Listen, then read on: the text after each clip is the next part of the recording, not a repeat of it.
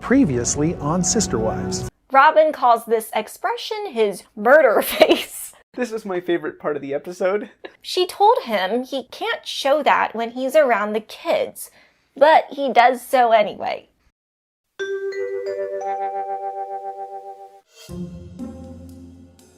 Sometimes Kody's face is so scary, it frightens my kids. I call it his murder face.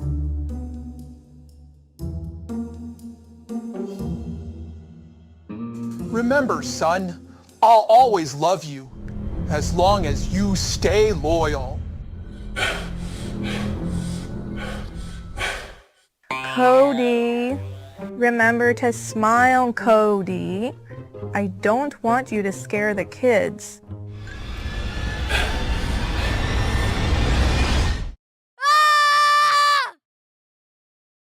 Air, earth, fire, loyalty. Long ago, the four wives lived together in harmony.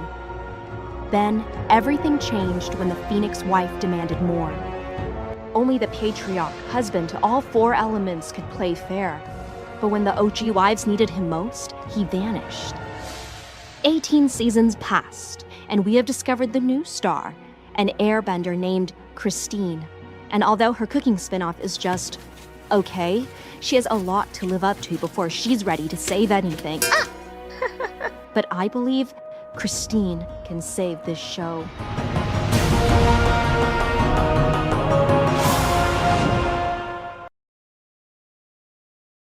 Hi, welcome back to our channel. I'm Angie, this is Tim, and we are recapping from the snowy McMansion.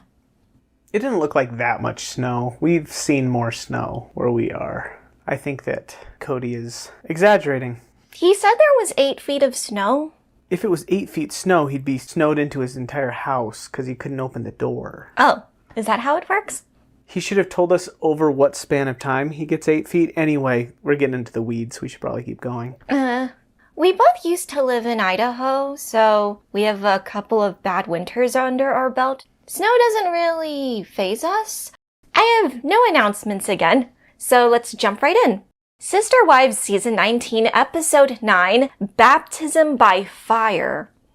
Another Bible reference. I think this is about David. David going full into the family while meeting Kody and Robyn. Mm-hmm.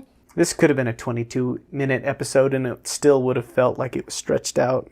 We start off in wintry Flagstaff. Meri tells us Janelle is coming over.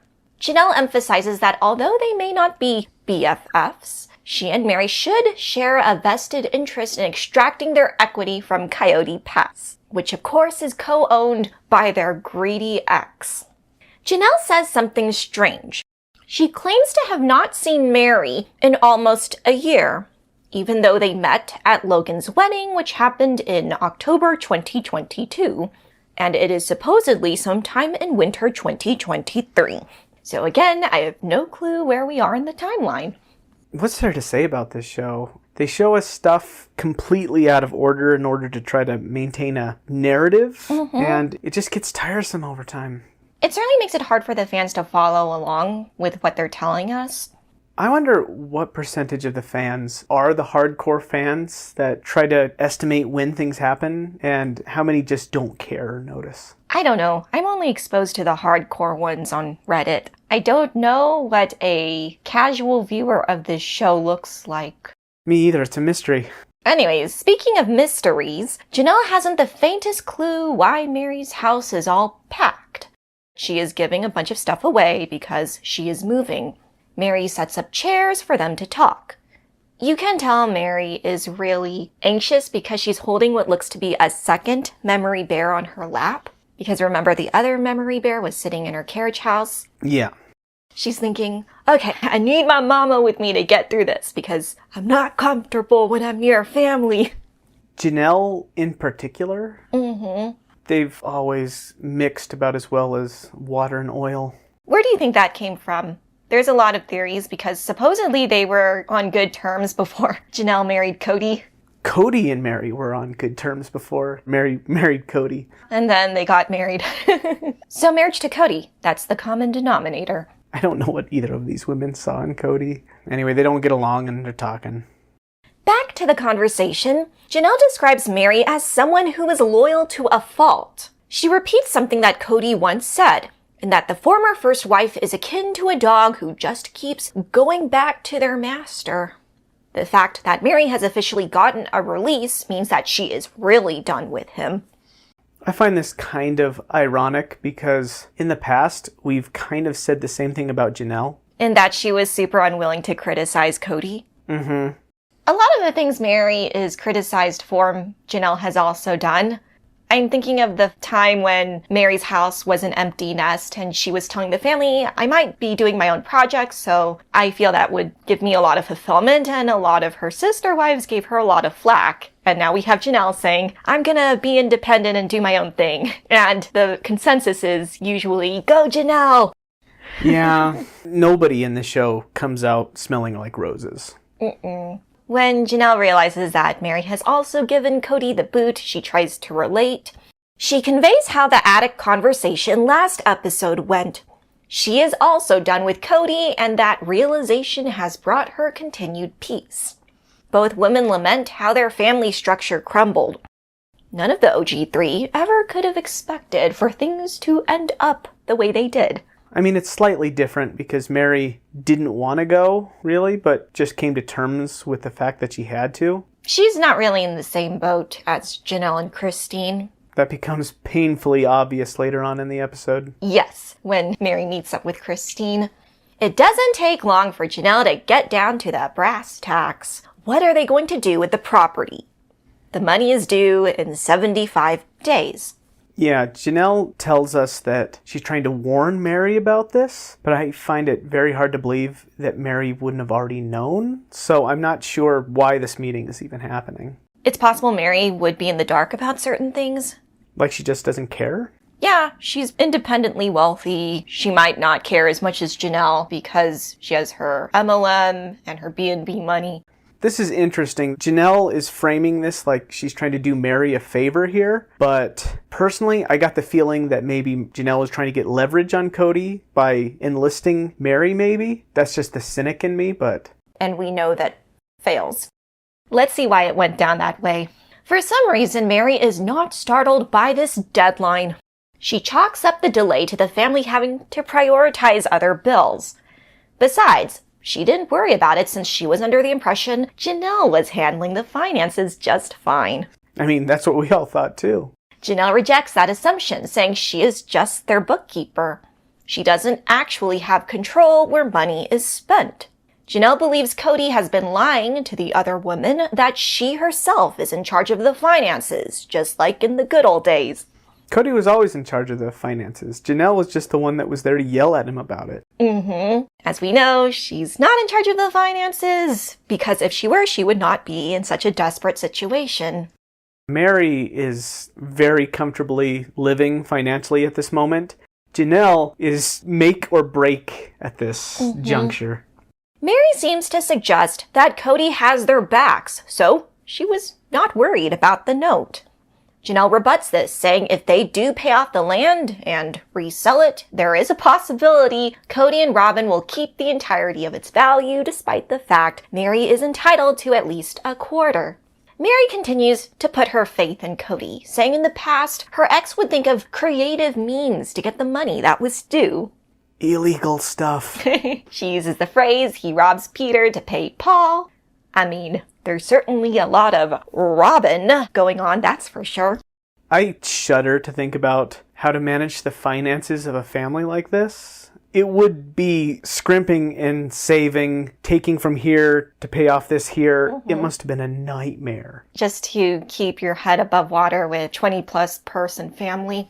I'm sure things got a little bit easier after the show, but definitely before the show, I don't have any idea how they functioned financially. We don't understand how they function financially now. What am I talking about? That is true. In here, we see that Meri's relationship with Kody and Robyn is very different from Janelle's relationship with Kody and Robyn.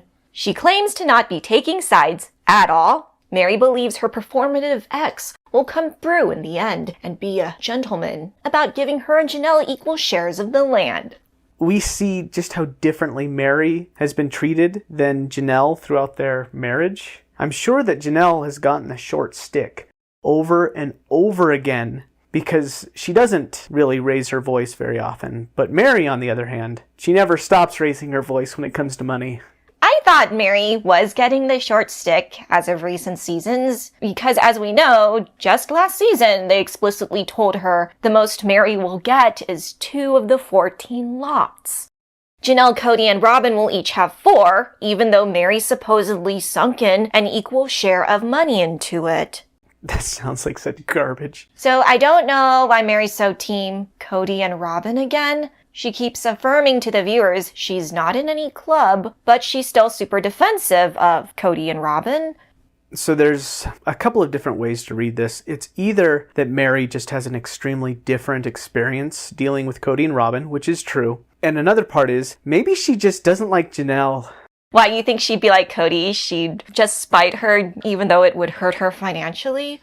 Yeah, I think so. I kind of feel like Meri would be that petty. She is Kody's clone after all. And also, Meri wouldn't suffer nearly as bad as Janelle in this situation. Again, because of her other side hustles. And I will say, Meri putting so much faith in Kody is very on brand with who she is, in that she is not a good judge of character. What? Meri brought in Robyn, and we saw how that turned out. She thought this would be the friend that would give her leverage when she felt she was at a disadvantage. What? Robyn was such a sweetie. And Meri totally thought that she could gift Robyn to Kody in turn for favor. Look at their friendship now. And then obviously we have the catfish. Meri thought Jackie Overton / Samuel Cooper was a wealthy businessman in his 40s who had 5 children.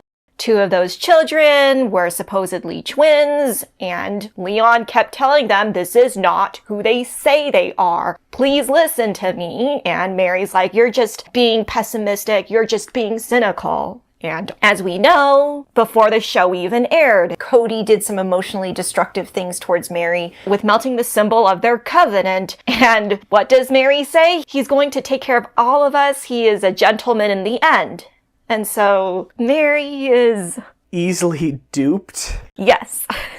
It's hard to believe anyone could be so gullible to the point where, again, she's just trying to F with Janelle. Because I felt Janelle had good intentions. She's just trying to warn Meri that you need to take measures to protect yourself, aka go get yourself a lawyer, or better yet, share mine.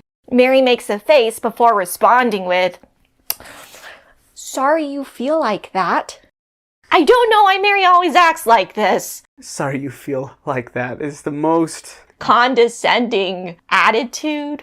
Oh my goodness. It's the most trite way of saying sorry, not sorry. It's so obnoxious because at every opportunity, Meri's immediate reaction is always to defend Kody. When deets of the ring melting was spilled, she got mad at Christine when they talked about the land. Meri becomes dismissive of Janelle. When Christine was crying after Kody yelled at her during season 17, Meri decided to hug Robyn instead. I've been back and forth on Meri this whole season, and right now she's back to being insufferable again.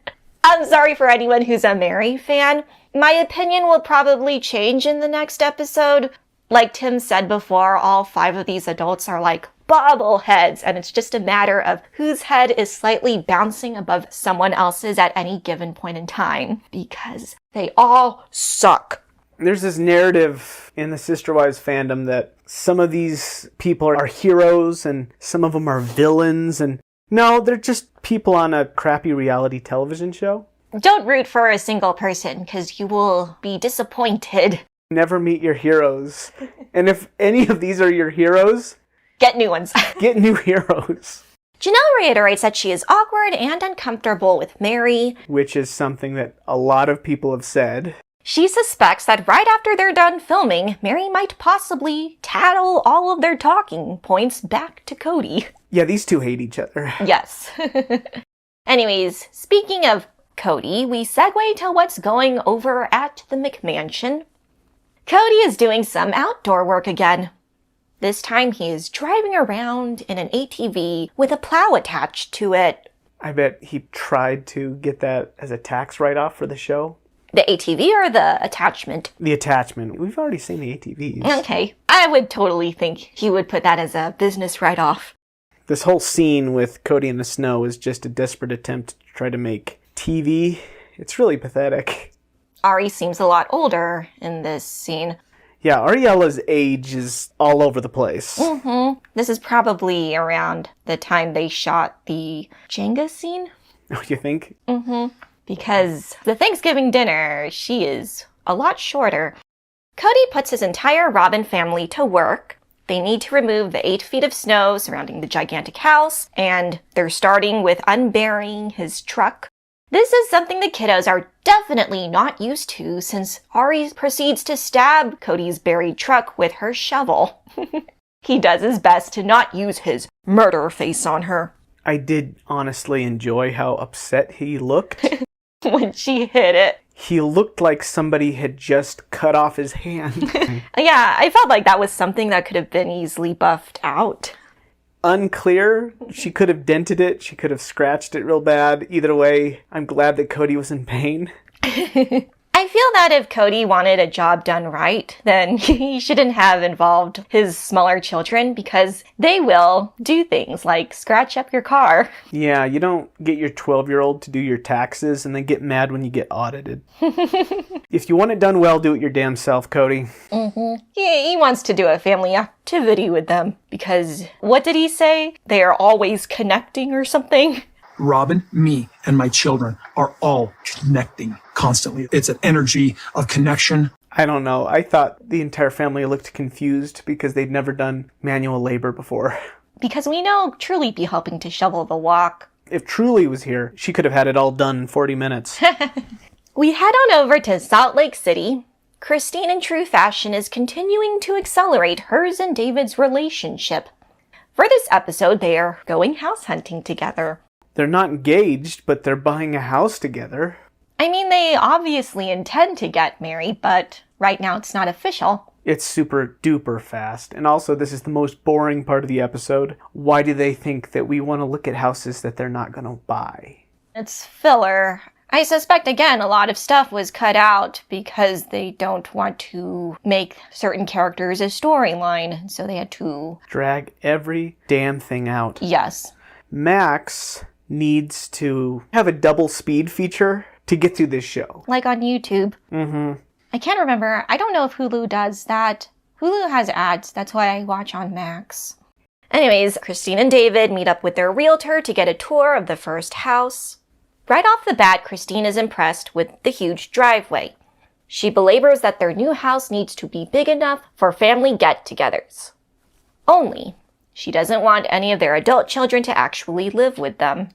I don't know if that was a slam on Robyn. Of course it is. Because we know that Peyton, in his own words, said his mom kicked him out before he was comfortable being out on his own.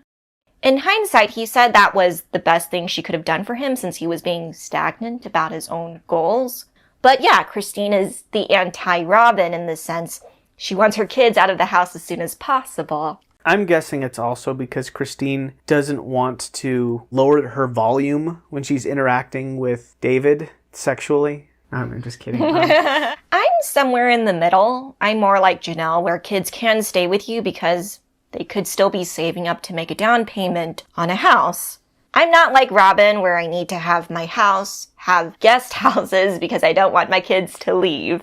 I mean, the housing market sucks, but it feels like Robyn is doing too much for her kids. Robyn is being very overprotective, and I think we all know that.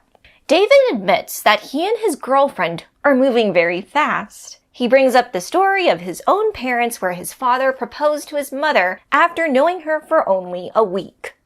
He and Christine are very slow by comparison, so he implores the viewers to stop judging them.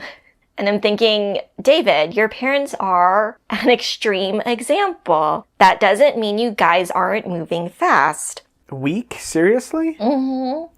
They check out the first house's stove, bathrooms, and closets. It's a no for them. Should have cut it.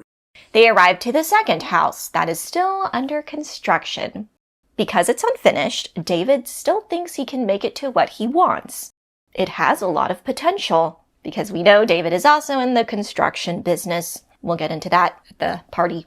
Christine is really digging the double oven and stove and the bonus room on the second floor. In this segment, we learn that David is not a procrastinator when it comes to getting things done. At the mention of this attribute, Christine gets a little horny. She goes, That's Christine this entire season so far. Because clearly Kody was the king of delaying things or not coming around, and now she's just very happy to have a partner who is super motivated to want to move in and be with her. It still feels like a rebound. It still feels too fast for these two. We get into the topic of Christine and Kody's Vegas house. Christine says that Kody pretty much led her to her own devices when it came to designing it. With David, marriage is pretty much a team effort, where most decisions also have to go through him. She enjoys this newfound partnership. Kody denies this narrative in that he was absent from planning things with Christine. I do think he was involved in Christine's Vegas house. If he let Christine have carte blanche on the little details of the house, I think it was because he had to deal with 3 other houses, particularly Meri's. Yeah. Well, there's tons of challenges when you're trying to figure out the options with building a home and the budget issue. Something's important to me, it might not be important to my wife. Something is important to my wife, it might not be important to me. It's going to be a huge challenge. The base plan has 4 bedrooms, and I want 5. I want as many bedrooms as possible. You were thinking of adding the 5th bedroom. Definitely. I'd have 6 bedrooms. So you technically have 6 bedrooms, we have 6 kids. Right now I have 5 bedrooms, and I really enjoyed having the kids spread out. So I plan on going big or going If you broke them all in pieces and threw them in a pile, they would still look good. It doesn't matter. Also, because you have 4 homes, it's like, if I don't like her cupboards, I can go over and look at her cupboards. That's true. It's not like that. For me, it's more about just getting them to make a decision. Tell me what to circle. I want the brandy here. Let's see the granite last. So did everybody have the insulation upgrades? I do. See, and I haven't decided yet because I have to figure out the other budget. Does he understand you're trying to stay in the budget? I need to go get another job. This is scary because your budget is maxed out on the first page. I know it. You have no idea how stressful and frustrating this is to me, Kody. Why don't we start with the French doors? I'm not having a sliding door, Kody. I have said that from the beginning. When we are eliminating really important things for the sake of your I know. This doors, is what I need to do. We need to figure out all this extra stuff. we do the concrete like everybody else is doing and eliminate the patio, and it's going to put you right on budget. And I still am questioning my countertop decision. You probably will for the next 3 weeks. If I were in Kody's shoes, I would also probably let my wives have free reign over things like the cupboards, the countertops, the back doors, as long as they stayed in budget. Let them have what they want to have. Don't make Kody wanting to have a say in things somehow a knock against Kody. I don't know. I thought in this scene, Christine was trying to criticize Kody as being uncaring because he let her make her own choices about their house. I wouldn't say that he's uncaring. He's definitely indifferent to her in other ways, but I don't think them building their custom house is the best example of Kody being an absentee husband.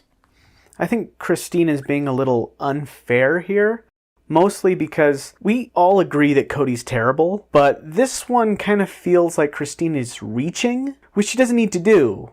We've seen the episode. Kody seemed to work with Christine just as well as anybody else. If anyone was giving Kody a hard time, it was Meri.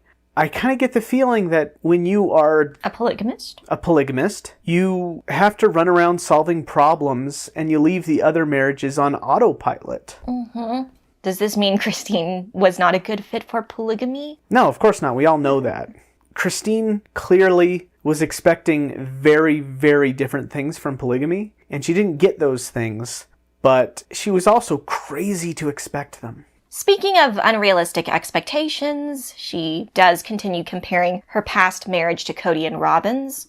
She claims both of them made every decision together, specifically about their Vegas house. Christine didn't feel like a couple with her ex, and she was left to make all these decisions by herself.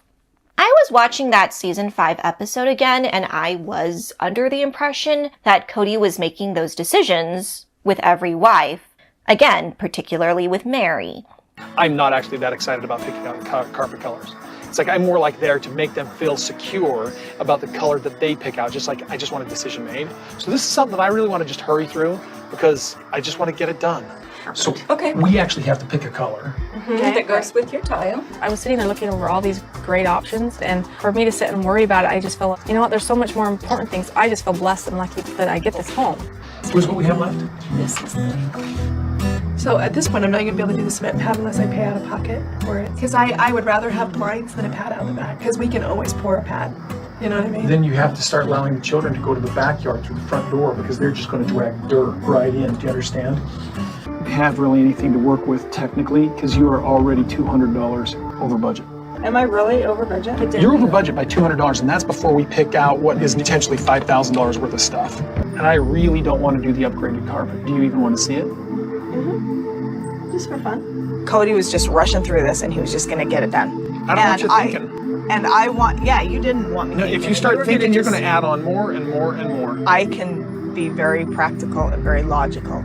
I do have the emotional side to me. Well, do you have $10,000 extra to add to this? Because I'm going to insist that we get certain things in this house. Well, I feel like we need a washer and a dryer. I do not like hauling them in and having to install and so on and so forth. I walked into that room and you had a wall up, you were defensive, and you were just going to tell me how it was going to be. Kody, you have this weird, funky energy with me. It's stressing me out. Sorry, Meri, I just know that you're going to overspend and we're already in the budget, way over.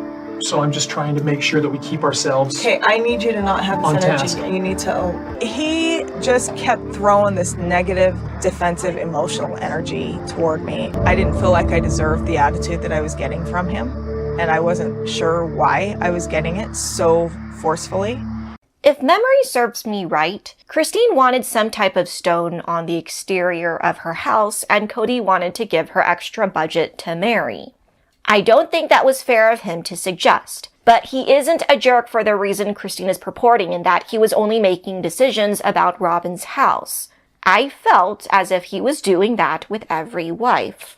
Just looking back at those season 5 episodes, Robyn was probably the least picky about the house. She was just happy to have a house.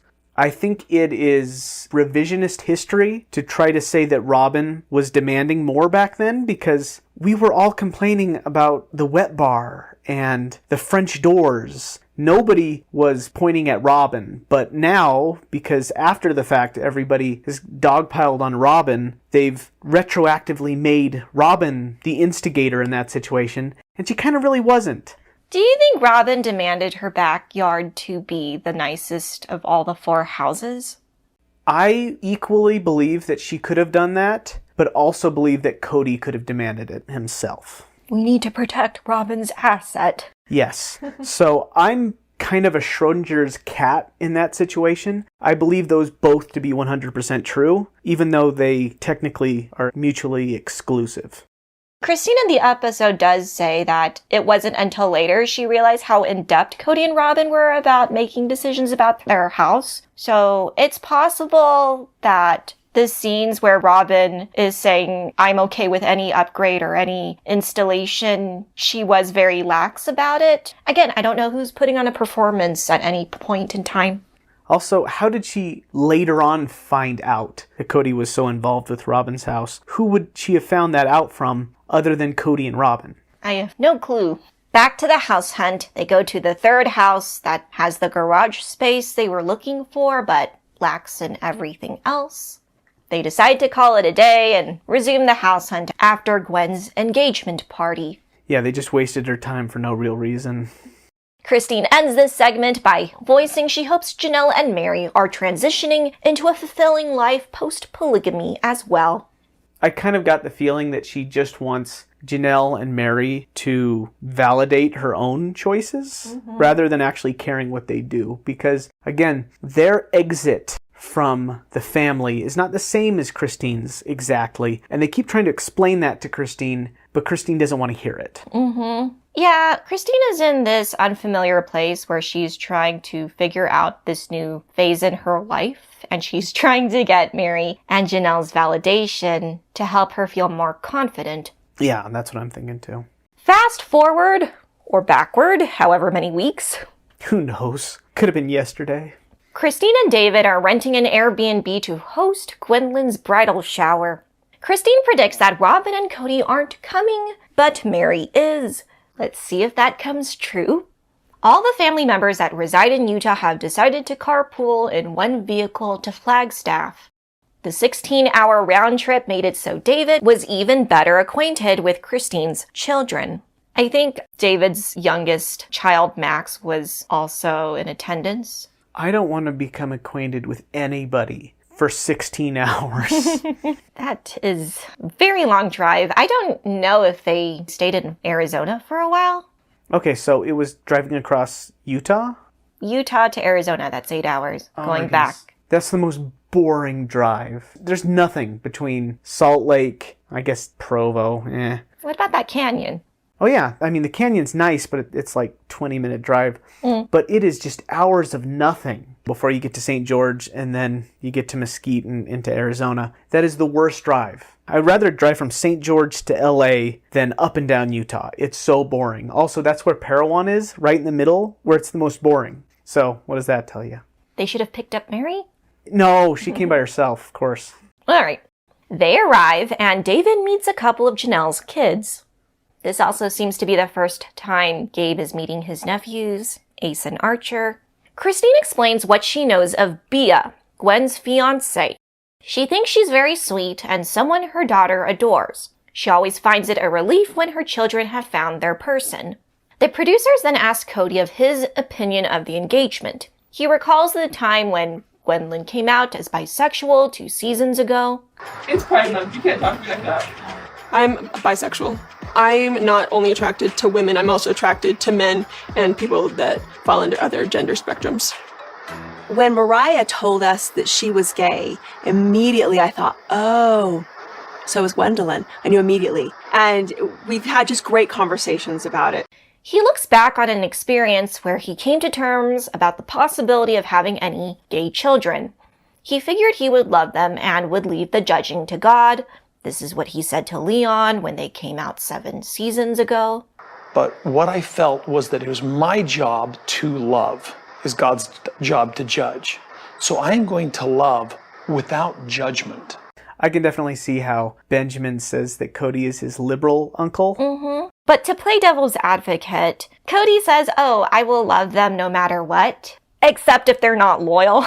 That's where he won't even meet you halfway or be a parent to you. See, the thing is, Kody doesn't ignore you or hate you because he's homophobic. He hates you and doesn't want to interact with you because you're not loyal. He's just a bad father.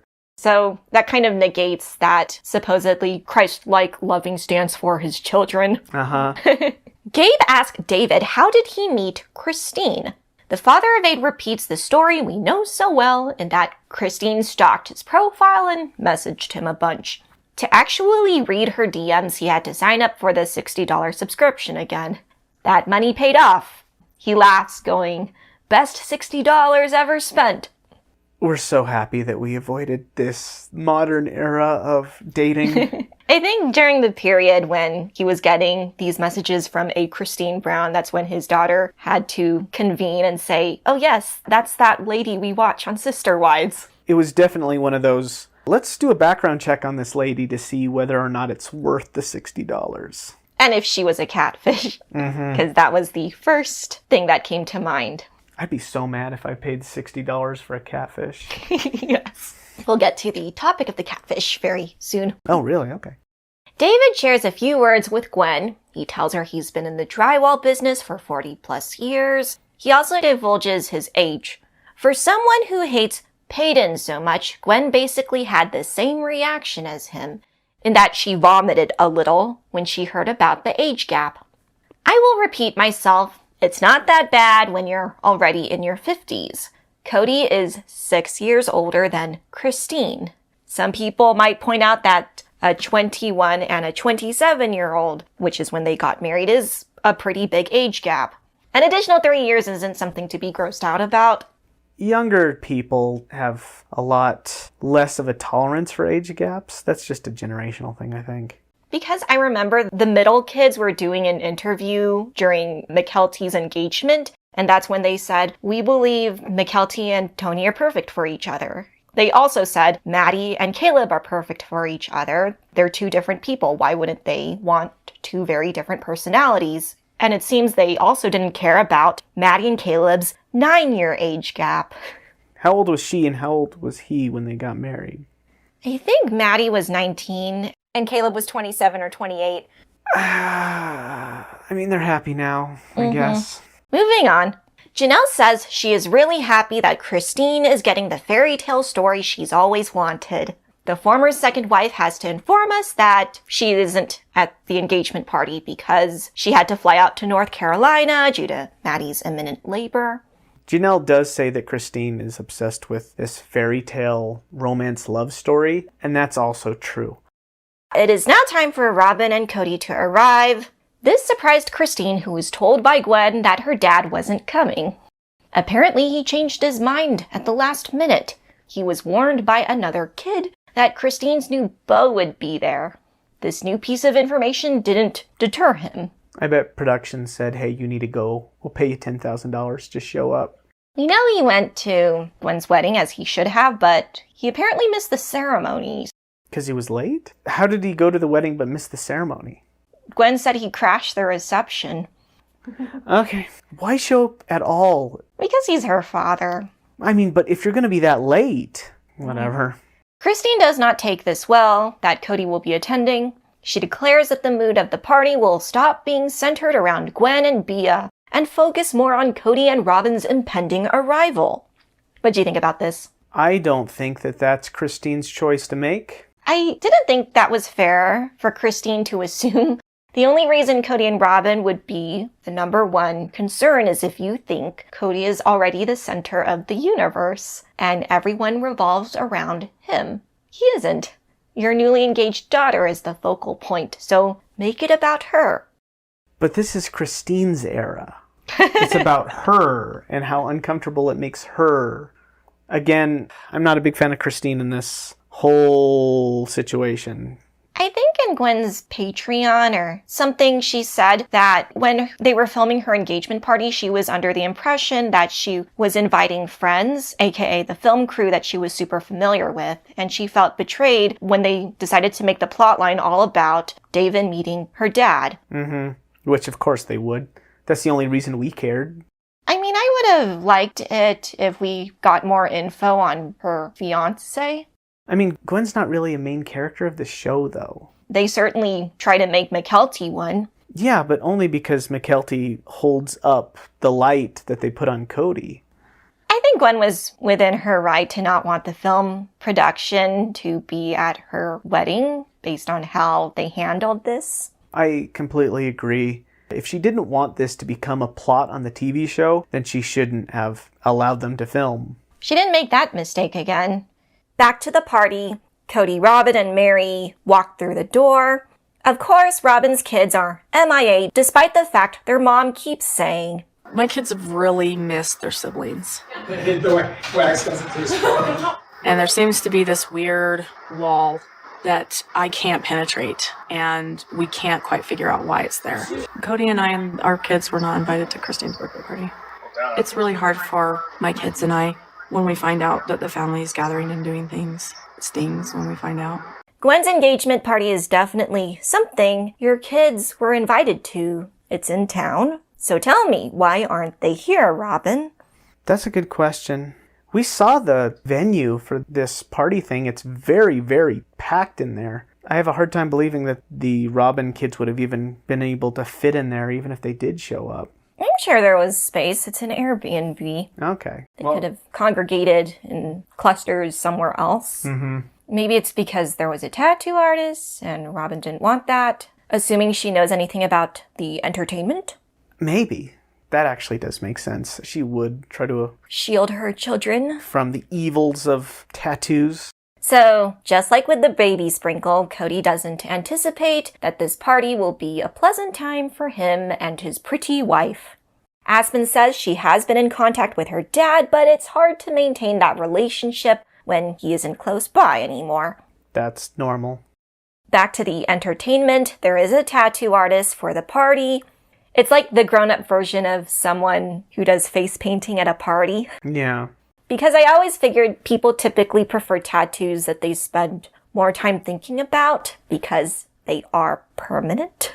But apparently these sorts of events are getting pretty popular. It was still weird. Who gets a tattoo just on the spur of a moment like that? I mean, Christine and David did, but they were planning this, and they're like, well, it's free. We might as well. Did they get the tattoos, the Celtic things, at this party? Mm-hmm. Oh, okay. Celtic? Is that how you pronounce Celtic? it? Uh-huh. I don't know. When I was a kid, basketball, and there was the Celtics were the name of the... It's probably Celtic. Anyway. We hear the parents' opinions on tattoos. We start with Kody. Just like with ear piercings, he was repulsed by them at some point. Nowadays, he wouldn't mind exchanging his physical wedding band for a tattooed one. Meri doesn't mind them, for she has microbladed eyebrows, which are basically tattooed eyebrows. One of my siblings also has this cosmetic procedure. It's Meri's turn to meet David. She mentions that she and Christine are on their best behavior. Christina introduces her boyfriend. She mentions that she met him by stalking his online profile. Meri cracks a joke, saying, Christine better be careful. She is, of course, referencing the catfish who is non-stop stalking Meri. I'm glad Meri is able to be so nonchalant about that traumatic period in her life. Good for Meri. Maybe Christine shouldn't have said the bit about the stalking. Might have been considered a little insensitive. The former first wife thinks it weird, seeing all the parents together, but with different partners. She's only ever imagined Christine, Janelle, and herself with Kody. To picture them with anyone else is a little bizarre, but she figures this is something she'll have to get used to. Christine reveals to Meri that she and David will be getting their first couples tattoo. She once again shows the Celtic symbol that will be permanently etched on her breast. In her confessional, Christine discloses that David is already used to tattoos due to having a huge one on his arm. It is a ship wheel with a kraken encircling it and his surname on a banner. Meri declines the offer to get a tattoo for herself. She makes a joke saying maybe she'll tattoo all of the men she'll date onto her leg. I don't know if that's a dig towards Christine. It's possible that Meri is also convinced that Christine is going too fast. Yeah. I mean, even Christine says it. She's only known David for 1.5 months. Oh, David says, oh, it's almost 2 months. Like, whoa. Whoa. That makes it better. Yeah. But yes, Meri will be making a lot of jokes this episode. Yeah, she's been doing that this season. The two women share an awkward hug. Christine notifies Meri that she knows of her release and tries to convince her that it's great being free of Kody. Meri disagrees with this, saying there were good and bad things to the breakup. Christine seems a bit put off that Meri thinks being single is not much better than being with Kody. I don't think Christine can speak for Meri because Christine has already found someone she has amazing chemistry with. Meri hasn't. Meri's possibly still grieving her marriage. So for Christine to say, of course it's better, it's infinitely better, I'm thinking, but that's for you, Christine. Not everyone is as lucky as you. Also, you could be just making this into what you want it to be.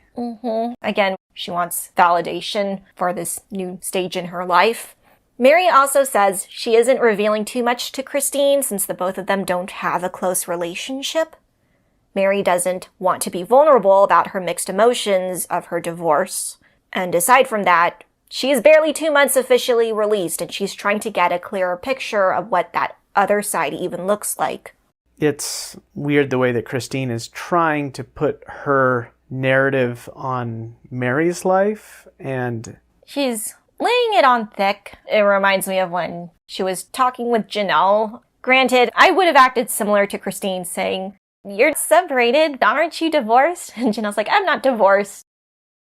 So with Meri, she's thinking, of course it's better. Why are you saying otherwise? What, are you saying that you miss it? That's not what you're supposed to say. You're supposed to say it's the best thing ever. Look into the camera. Say it, Meri. Say it.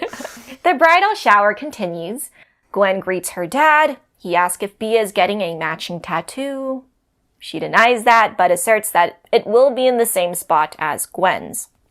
Kody makes a joke saying couple tattoos are cheesy anyway. I don't think he knew Christine and David got one. Very similar to Meri's reaction. Yes. Kody has to mention that Robyn is shy at least 3 times in one sentence. This is something the both of them have been trying to convince the audience of. Ari is definitely more like Kody. She's just a lot of fun. Solomon is more like me. He's kind of quieter. He's more of an introvert. He was. Thank you so much. I'm a little shy. Robyn is shy. She's not wordy like I am. She doesn't waste words. But her water runs very, very deep. Very deep. And I really appreciate the fine things that you said about her. I don't know. Kody can be shy too when he thinks that everyone hates him. Mm-hmm. But when he's convinced that everybody loves the ground that he walks on, he pretends to be the most confident guy ever. I mean, Kody is used to being the life of the party, so when he has to be on the sidelines, he does tend to get more introverted. Back to Kody's sentiment. They really do want to make it a point that Robyn is just reserved and quiet. I said this before, I think Robyn is also pretty intentional and careful due to her scheming. You can be both. She can be shy and cruel. Mm-hmm. This goes back to Christine's recent interview where she said she doesn't trust Robyn because anything she says to her is immediately known by Kody. And so Robyn is quiet to your face. And that means she is very loud somewhere else. Before coming to the party, the shy woman actually asked her husband, what if David is a hunk? What if he's just drop-dead gorgeous? Kody claims if that were the case, he wouldn't be jealous since he finds happiness with her, Robyn. I don't believe that. I think Kody would feel incredibly emasculated. It does seem to be that way. It is now ready to rumble. We get to the one interesting part of this episode. Christine introduces David to Kody. Kody is on his best behavior. He exchanges some pleasantries. He asks how long were Christine and David dating, and has David met all the kids yet? They've been dating for almost 2 months, and yes, David has met most of the kids. He discloses more background information in that he's a father of 8 who raised all of his kids for the past 11 years. He has 10 grandchildren of his own. In his superstitial, David gives his own account of his interactions with Kody. Kody asked him, I heard you hold my grandkids. Mykelti butt in and answered on David's behalf, saying not only does he hold them, he's babysat them for me. This, of course, made the ex-polygamist turn red, despite the fact he doesn't visit his grandkids on a regular basis. Well, David claimed that he turned red. Did you think he turned red? No. Okay. I think, to a certain extent, Christine has kind of primed David for what Kody is like, and he's getting confirmation bias. It's possible Kody was a little shocked. He could have also been embarrassed. I didn't think it showed up on camera, though. Yeah. Cody complains that David was talking to Robyn more than him. I think that's because Kody didn't want to converse much. He said this during the tell-all. Met David for 15 minutes, had a conversation, a very mild, light conversation. He mostly talked with Robyn. Okay. She thought he was very sweet. Christine has chosen him, so I think that it's a good match. I mean, but I know nothing. I thought David was an open book. Cody could have kept talking to him. I thought he was pretty talkative, at least about the weather. Well, I think that Robyn was actually reacting to the things he said. Mm-hmm. So naturally, he's going to talk to her more, whereas Kody was stonewalling. Again, he was being introverted, just trying to hold on to Mykelti's children.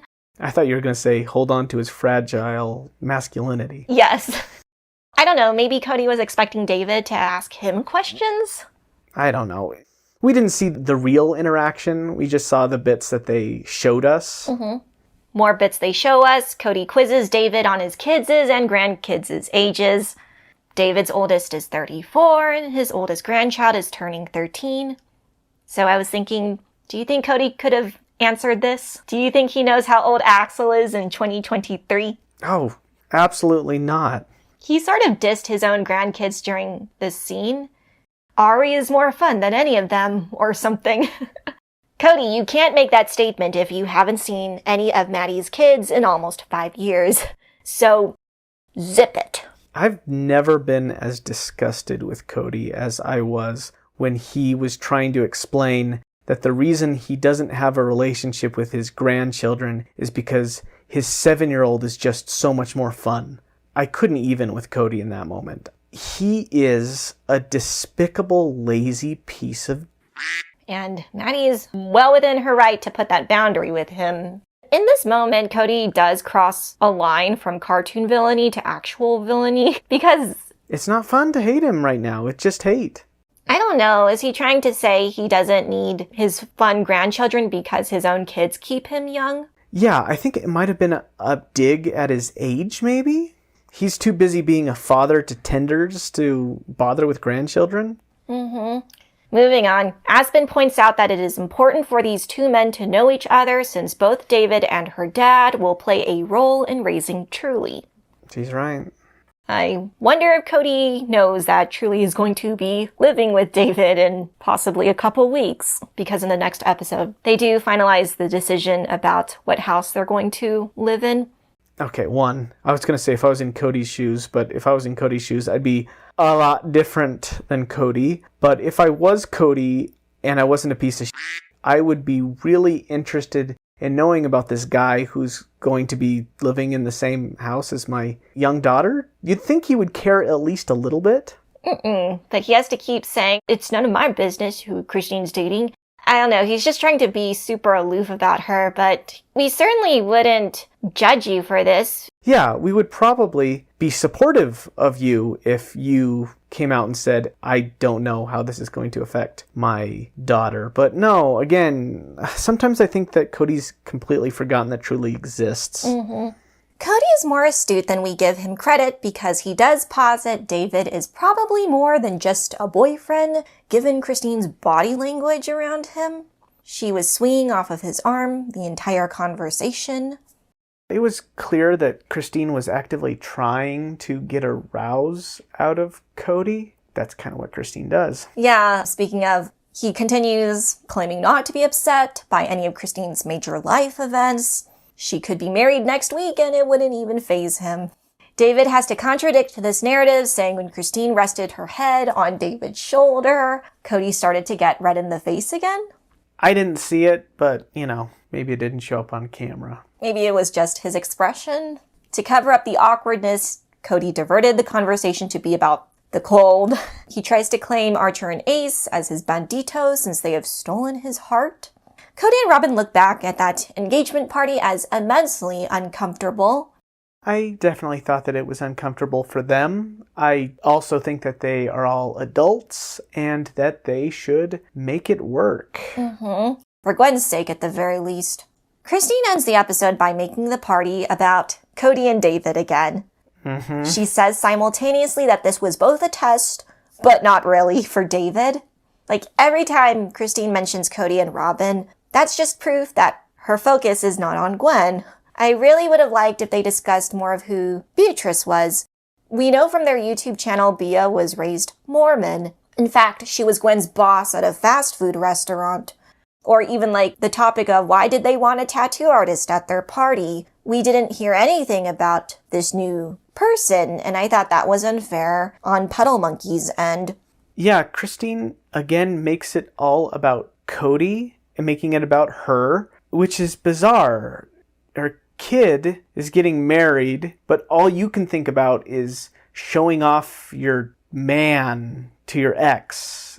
I'm reminded when Kody said, it's all just high school drama. In this particular instance, he was right. Because after this, in her confessional, Christine has to repeat that David will propose to her very soon and that Kody and Robyn are definitely not invited to her wedding. Hell no. Why do you keep making it about them, Christine? It's so irritating. Not my favorite Christine episode. I don't know with these people. I hate it when the adults in this family make their problem their kid's problem. I would be upset because if I were in Gwen's shoes, someone who is part of a polygamist family where the spotlight is never on you and you're vying for attention, and this one event where it's supposed to be all about your imminent marriage is sidelined by your mother's engagement and your parents' relationship drama. Anyway, yeah, the kids kind of get the short end of the stick. It's possible that we're overanalyzing Christine's reactions, That's the only thing you can do with this show is overanalyze everything. Because there is nothing to watch, because it's always a repeat of another episode. We're always on our hands and knees, sifting through the episode to try to find something that's interesting to talk about. Well, we were in the car after we watched the episode. You asked me, what would your ideal Sister Wives episode be? And I mentioned about all the things that we wanted. We wanted to be caught up in the timeline. We wanted comeuppance. We wanted honesty. And you said, you know that will never happen, right? They're just going to show us the things we don't want. And you said the entire fandom has a toxic relationship with this show because they keep expecting every week for something exciting to happen, and there isn't. No, I don't think that Sister Wives will ever be the show that any Sister Wives fan actually wants to watch. I forgot that I had asked you that. It's a bitter pill to swallow, I guess. So give me a recap of the recap. We start off with Janelle and Meri having an awkward conversation in which they remember that they don't get along well with each other. We are forced to watch Christine and David visit 3 houses that they end up not buying. And then we get to the main segment of Gwen and Bea's engagement party and focus entirely on Kody and Robyn meeting David. So thank you for making it to the end, and we will see you in the next episode. Bye!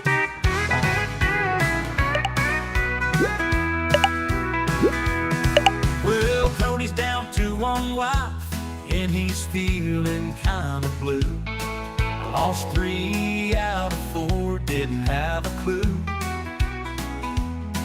Says it's all their fault, but we know the score.